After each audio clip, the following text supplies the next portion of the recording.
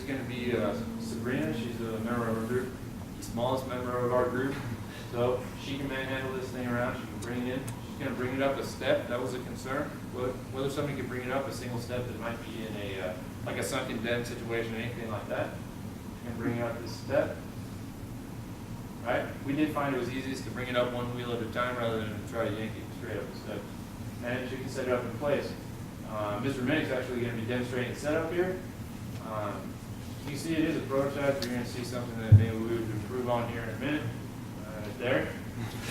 That's just stability arm. It's meant to rotate freely, but we would probably work on that, make sure it doesn't swing free for easy operating.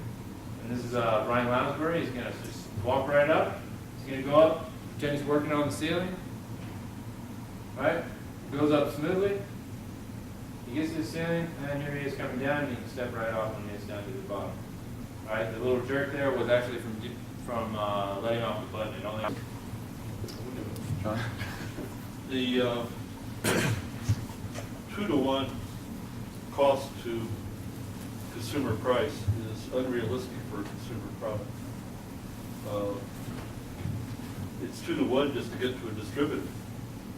And usually it's then another 2-to-1 or even more to get to market. So you're really talking about 4 or 5-to-1. I understand. We did do some research to try to look into that. We're not familiar with that actual process ourselves, so we did do some research. 2-to-1 is just a rule of thumb that we found. Maybe we misunderstood the data.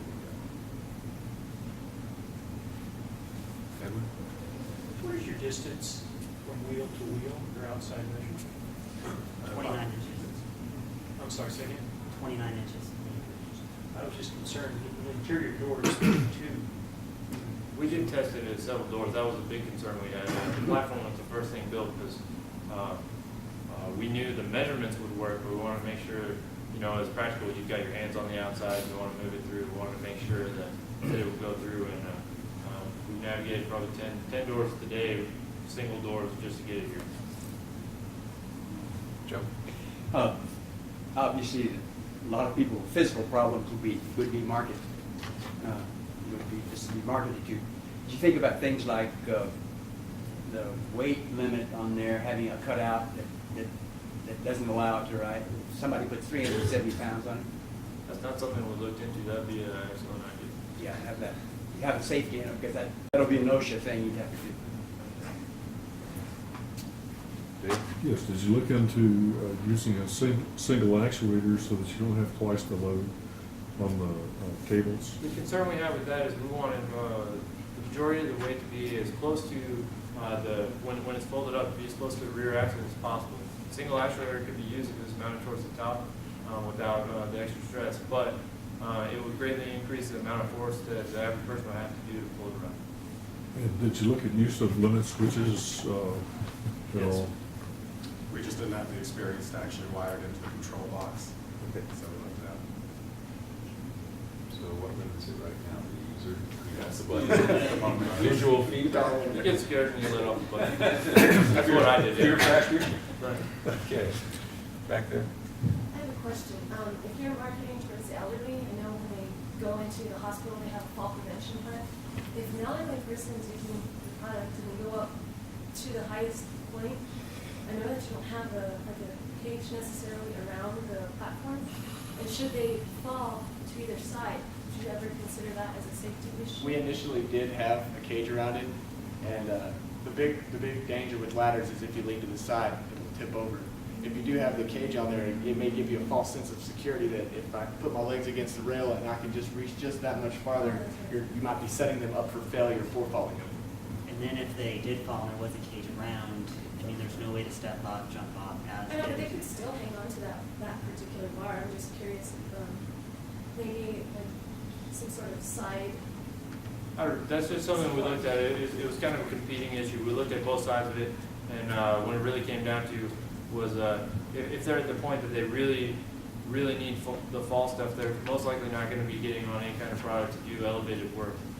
So we wanted to go with again, we're marketing it at the 45 to 55, and maybe they'll use it until they are older. But we want to get them when they're making them more money, they have the more disposable income. So we're hoping that they'll be able to take their own safety into account. Give them a alignment strap. And another question.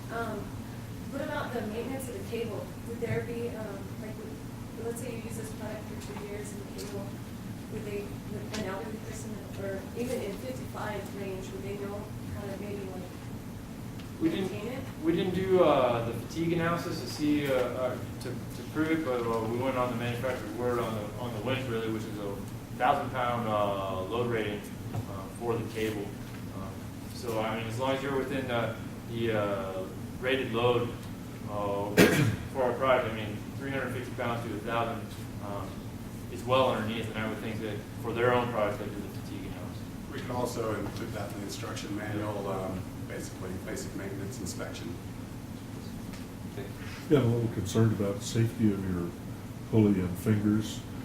You don't have a pulley guard for keeping fingers out of that. That was something we'd like to do, you know, a couple of things to make it look nicer and to make it so you can't really touch that stuff. Most of that came out of a time constraint and final assembly was done Saturday. Your platform, you have plastic on there? It's a poly. Is that your final design material choice? That's kind of what we wanted, maybe not clear, but it's lightweight. But it's slippery. We can put some skateboard tape on it. Yeah. We're kind of done skateboard. Did you do a failure analysis? As far as with cycles to fail, The whole thing? I read What's most likely to fail and what are the consequences? most likely to fail is going to be the pulley bar. That's all it is. What happens if somebody's on it and they're high up and you pull the plug, somebody trips over the plug and pulls it out of its... It locks and connects. So we do have to, earlier was mentioned the emergency egress system. Again, we didn't get to the point of fabricating it due to time concerns, and we would most likely try to market that as an accessory you get for yourself. But what it is it's a two-piece thing that you can clip onto the rails for storage, and then it hooks over the edge of the platform. You pin it together with a pin that's already included, and you can climb down the side. Can somebody get on their hand, go up and pull up the plug and see what happens?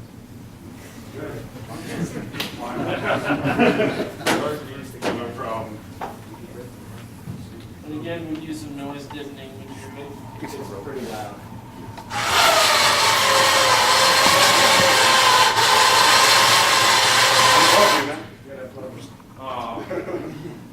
What's that? Don't sue me if it fails.